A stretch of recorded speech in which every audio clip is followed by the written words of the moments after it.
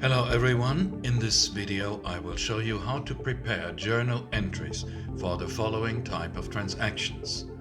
Owner invests cash to start a new business, taking a loan from a bank, paying rent for an office, writing an invoice for services rendered, paying expenses in advance, which is prepaid expense. We will follow a 5-step approach. First, you will have to understand the business transaction, and once this is done, you should be able to identify the affected balance sheet positions so you know the accounts you deal with. Then you determine whether these positions increase or decrease. Then you prepare the journal entry with the debit and credit records accordingly, and finally check the sums of the debit and credit record that you determined. For each entry, all the debits must equal all the credits.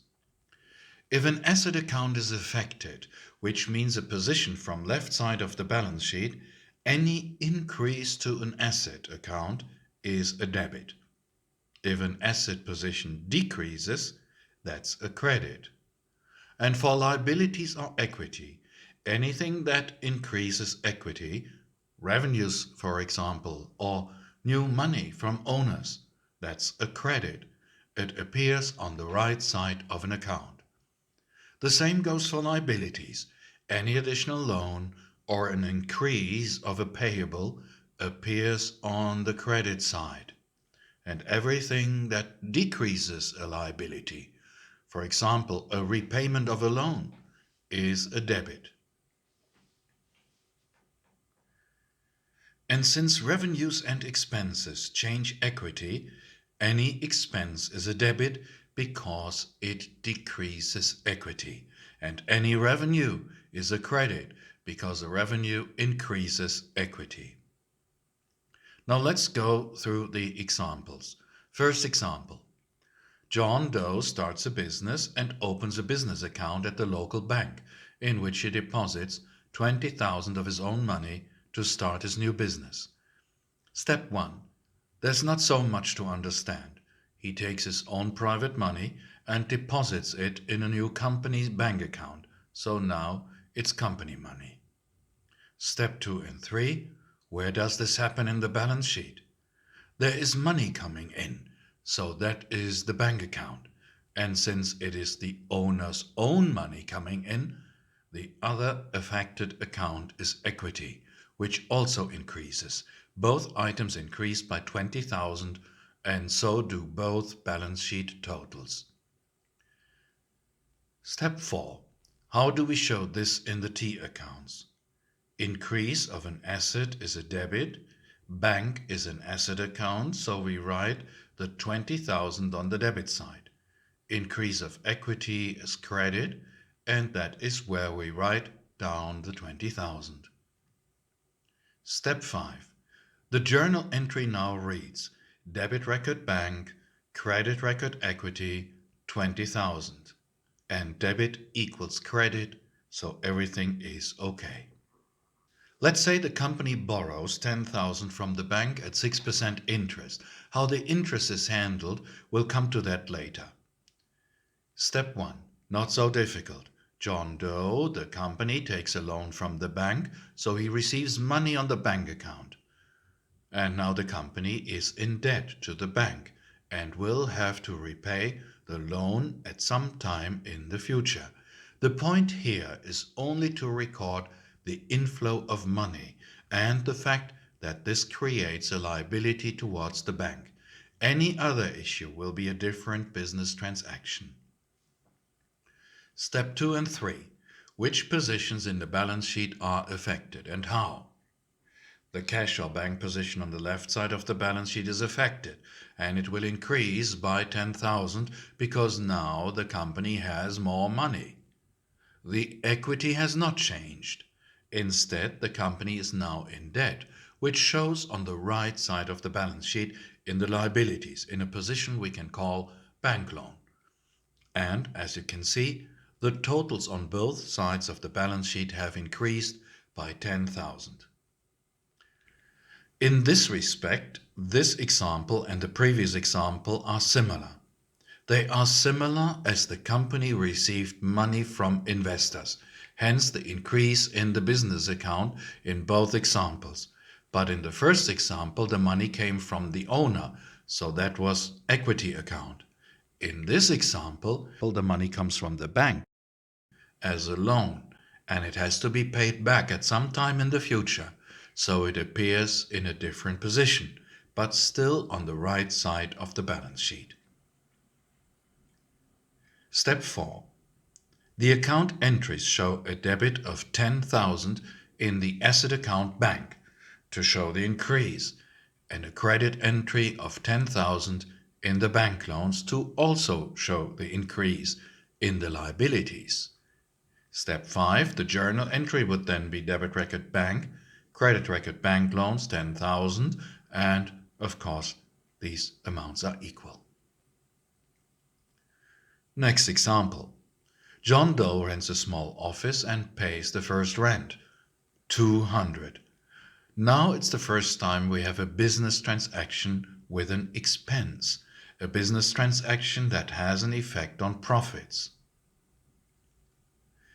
Income minus expenses is the profit of the year, or net income.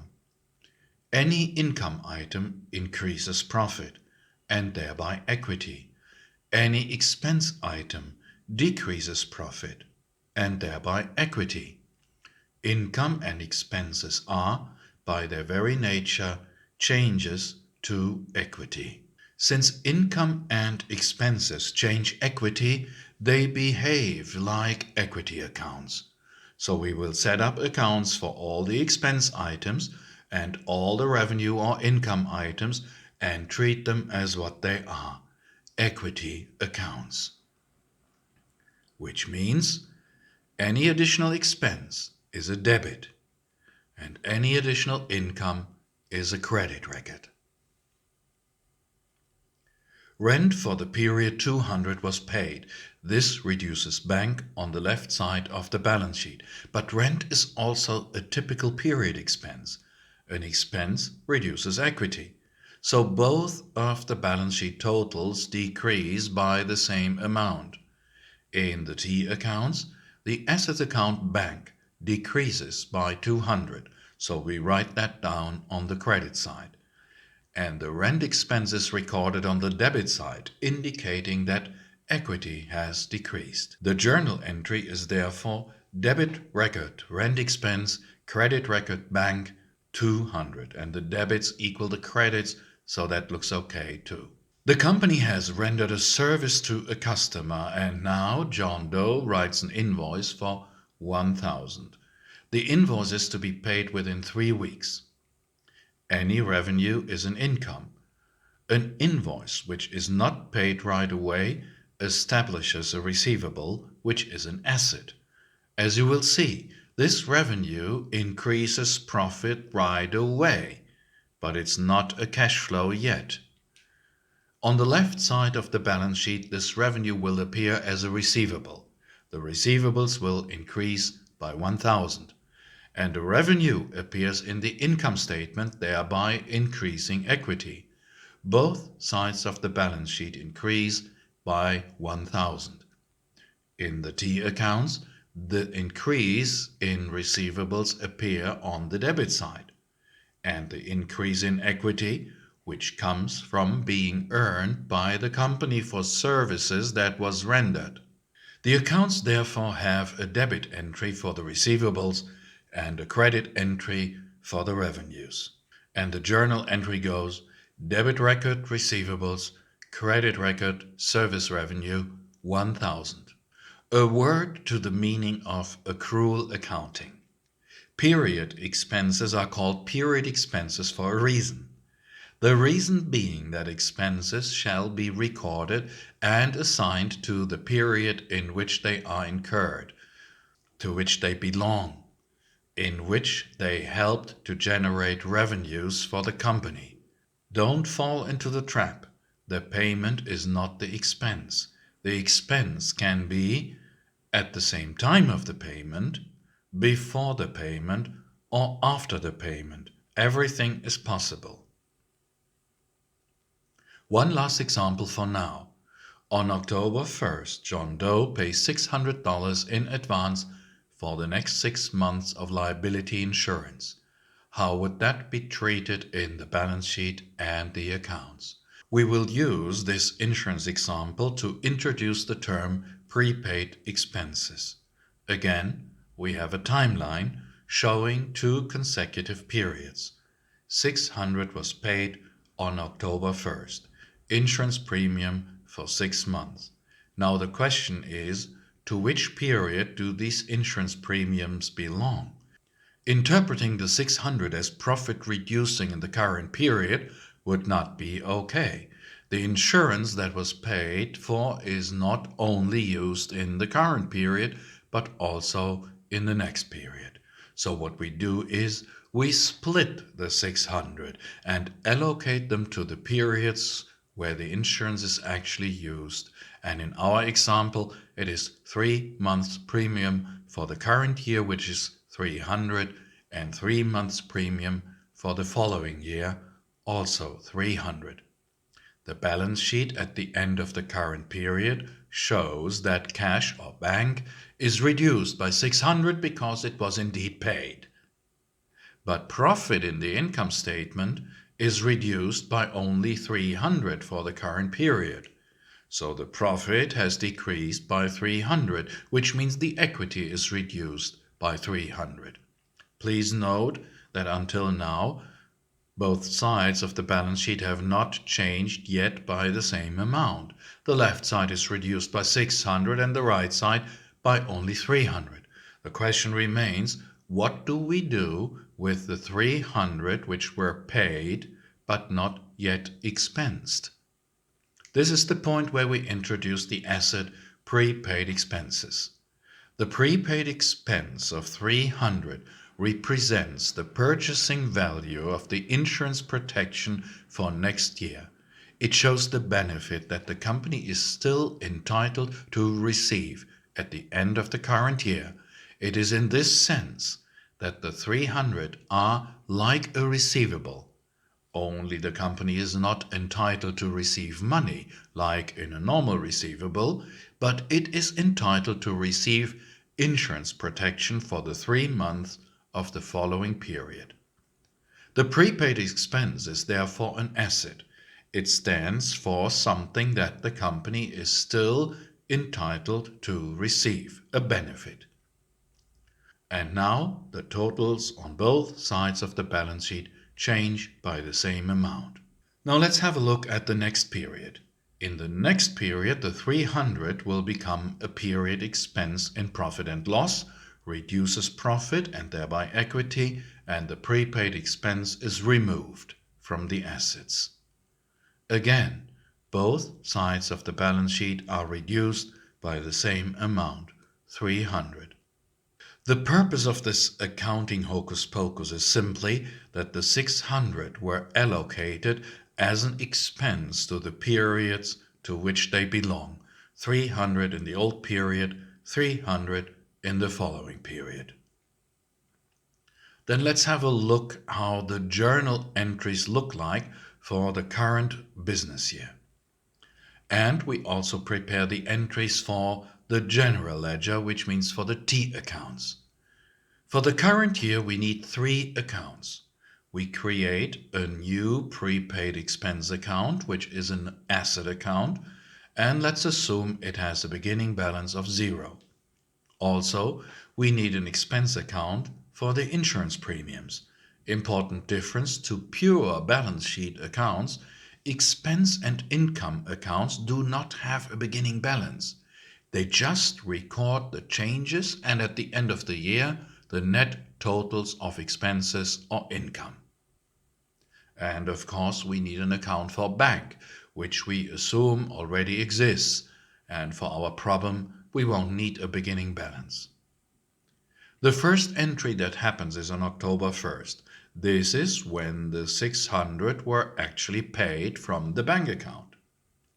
Therefore, we have a credit entry in the account bank, which means bank account decrease.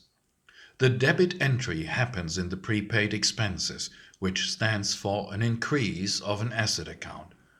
Now comes the tricky part. The premium is meant to be monthly. It is 100 per month. So each month, for example at the end of each month, we will expense 100 as insurance expense. So on October 31st, we now put the first 100 into the expense account, reducing equity, reducing profit. Now the prepaid expense will also be reduced by 100, which must be a credit entry and which indicates that 100 of the insurance benefit has been used up in the month of October. We can say that at the end of October, from looking at the prepaid expenses account, the balance of the prepaid expenses is 500, which means at the end of October, the company has still 500 insurance premiums paid, but not yet used up. And we record the same entries for the end of November and the end of December. At the end of the period, at the balance sheet date, the ending balance of the prepaid expenses are 300. And the expenses for the period, the ending balance in the expense account, is also 300. We would find all that information in the balance sheet and the income statement. The ending balance of 300 of the prepaid expenses we will recognize on the asset side of the balance sheet. And the profit and loss shows the 300 expenses from our expense account. The 300 expenses also reduce the equity in the balance sheet. The 600 that we paid on October 1st from the bank account reduced the position in the balance sheet, but since we don't have any more information on other changes in the bank account, we cannot determine the ending balance, so we just leave it with the info that the balance sheet item bank has been reduced by 600. Then, what happens in the next period? The first thing that happens is that the beginning balance in the prepaid expenses is the ending balance of the previous period, and that was 300. So we open the account for the new period with the beginning balance of 300. Then, at the end of each month, we expense 100 and reduce the prepaid expenses accordingly also by 100, just as we did in the previous period. At the end of March, there are no more prepaid expenses. And in the expense account, we accumulated the 300.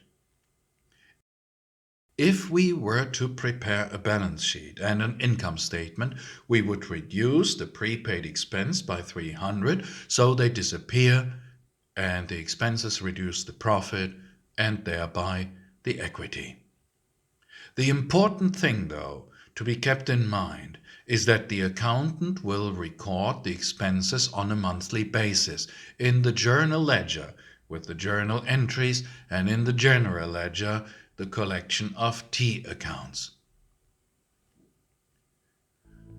For now, we are at the end of this video. Take care and have a nice day.